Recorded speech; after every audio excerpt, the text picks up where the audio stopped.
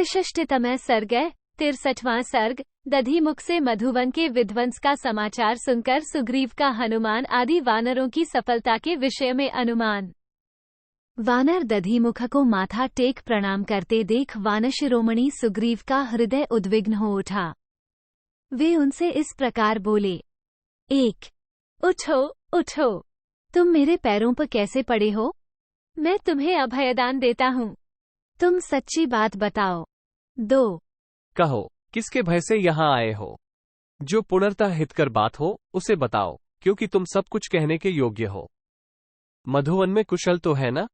वानर, मैं तुम्हारे मुख से ये सब सुनना चाहता हूँ। 3. महात्मा सुग्रीव के इस प्रकार आश्वासन देने पर महाबुद्धिमान दधिमुख खड़े होकर बोले। 4. राजन, आपके पिता ऋक्षर जाने वाली ने और आपने भी पहले कभी जिस वन के मनमाने उपभोग के लिए किसी को आज्ञा नहीं दी थी, उसी का हनुमान आदि वानरों ने आज नाश कर दिया। 5. मैंने इन वनरक्षक वानरों के साथ उन सबको रोकने की बहुत चेष्टा की, परंतु वे मुझे कुछ भी ना समझकर बड़े हर्ष के साथ फल खाते और मधु पीते हैं। देव, इन हनुमान आदि वानरों ने जब मधुवन में लूट मचाना आरंभ किया, तब हमारे इन वनरक्षकों ने उन सबको रोकने की चेष्टा की, परंतु वे वानर इनको और मुझे भी कुछ नहीं गिनते हुए वहां के फल आदि का भक्षण कर रहे हैं। 7. दूसरे वानर वहां खाते पीते तो हैं ही, उनके सामने जो कुछ बच जाता है उसे उठाकर फेंक देते हैं, और जब हम लोग रोकते हैं तब वे सब हमें टेढ़ी भौहें दिखाते हैं। 8. जब ये रक्षक उन पर अधिक कुपित हुए तब उन्होंने इन पर आक्रमण कर दिया। इतना ही नहीं, क्रोध से भरे हुए उन वानर पोंगवों ने इन रक्षकों को उस वन से बाहर निकाल दिया। 9. बाहर निकालकर उन बहुसंख्यक वीर वानरों ने क्रोध से लाल आंखें करके वन की रक्षा करने वाले इन श्रेष्ठ वानरों को धर दबाया। 10. किन्हीं को थप्पड़ों से मारा, किन्हीं को घुटनों से रगड़ दिया, बहुतों को इच्छानुसार घसीटा और कितनों को पीठ के बल पटककर आकाश दिखा दिया। 11. प्रभु, आप जैसे स्वामी के रहते हुए ये शूरवीर वनरक्षक उनके द्वारा इस तरह मारे पीटे गए हैं, और वे अपराधी वानर अपनी इच्छा के अनुसार सारे मधुवन का उपभोग कर रहे हैं। 12. वानशिरोमणि सुग्रीव को जब इस प्रकार मधुवन के लूटे जाने का वृतांत बताया जा रहा था, उस समय शत्रुवीरों का संहार करने वाले परम बुद्धिमान लक्ष्मण ने उनसे पूछा। 13. राजन, वन की रक्षा करने वाला यह वानर यहाँ किस लिए उपस्थित हुआ है, और किस विषय की ओर संकेत करके इसने दुखी होकर बात की है? महात्मा लक्ष्मण के इस प्रकार पूछने पर बातचीत करने में कुशल सुग्रीव ने यो उत्तर दिया। 15. आर्य लक्ष्मण, वीर वानर दधिमुख ने मुझसे ये कहा है कि अंगद आदि वीर वानरों ने मधुवन का सारा मधु खा पी लिया है। 16. इसकी बात सुनकर मुझे यह अनुमान होता है कि वे जिस कार्य के लिए गए थे उसे अवश्य ही उन्होंने पूरा कर लिया है, तभी उन्होंने मधुवन पर आक्रमण किया है। यदि वे अपना कार्य सिद्ध करके न आए होते तो उनके द्वारा ऐसा अपराध नहीं बना होता, वे मेरे मधुवन को लूटने का साहस नहीं कर सकते थे। 17. जब रक्षक उन्हें बारंबार रोकने के लिए आए, तब उन्होंने इन सबको पटककर घुटनों से रगड़ा है, तथा इन बलवान वानर दधिमुख को भी कुछ नहीं समझा है। ये ही मेरे उस वन के मालिक या प्रधान रक्षक हैं। मैंने स्वयं ही इन्हें इस कार्य में नियुक्त किया है, फिर भी उन्होंने इनकी बात नहीं मानी है। इससे जान पड़ता है उन्होंने देवी सीता का दर्शन अवश्य कर लिया, इसमें कोई संदेह नहीं है। ये काम और किसी का नहीं, हनुमान जी का ही है। उन्होंने ही सीता का दर्शन किया है। 18, 19.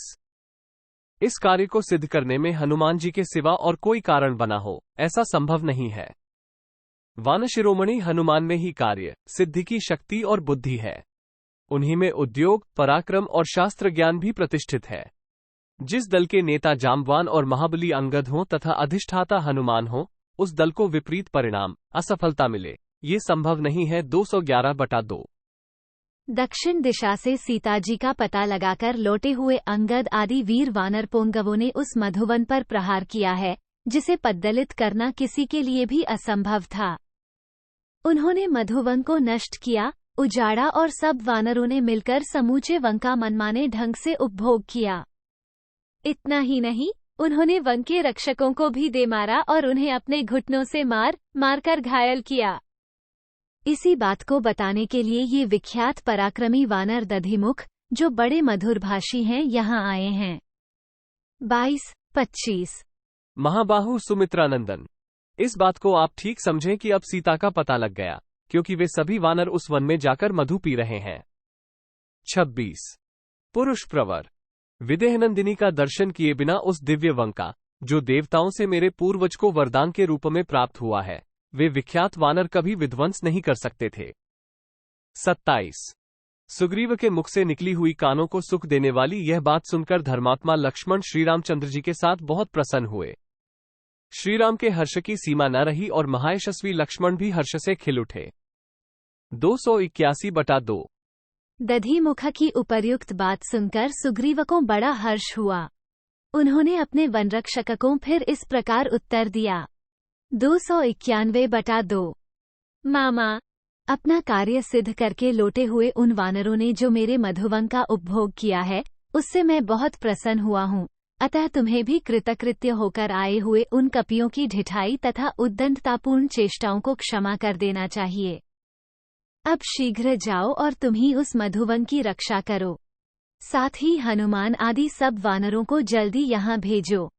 30-31 मैं सिंह के समान दर्प से भरे हुए उन हनुमान आदि वानरों से शीघ्र मिलना चाहता हूँ और इन दोनों रघुवंशी बंधुओं के साथ मैं उन कृतार्थ होकर लौटे हुए वीरों से ये पूछना तथा सुनना चाहता हूँ कि सीता की प्राप्ति के लिए क्या प्रयत्न किया जाए। 32 वे दोनों राजकुमार श्रीराम और लक्ष्मण पूर्वोक्त समाचार से अपने को सफल मनोरथ मानकर हर्ष से पुलकित हो गए थे। उनकी आंखें प्रसन्नता से खिल उठी थीं। उन्हें इस तरह प्रसन्न देख तथा अपने हर्षोत्फुल्ल अंगों से कार्य सिद्धि को हाथों में आई हुई जान वानरराज सुग्रीव अत्यंत आनंद में निमग्न हो गए। 33 इत्यार्षे श्रीमद् रामायणे वाल्मीकि आदिकाव्ये सुंदरकांडे 63तमः सर्गः 63। इस प्रकार श्री वाल्मीकि निर्मित आर्ष रामायण आदिकाव्य के सुंदरकांड में 63वां सर्ग पूरा हुआ। 63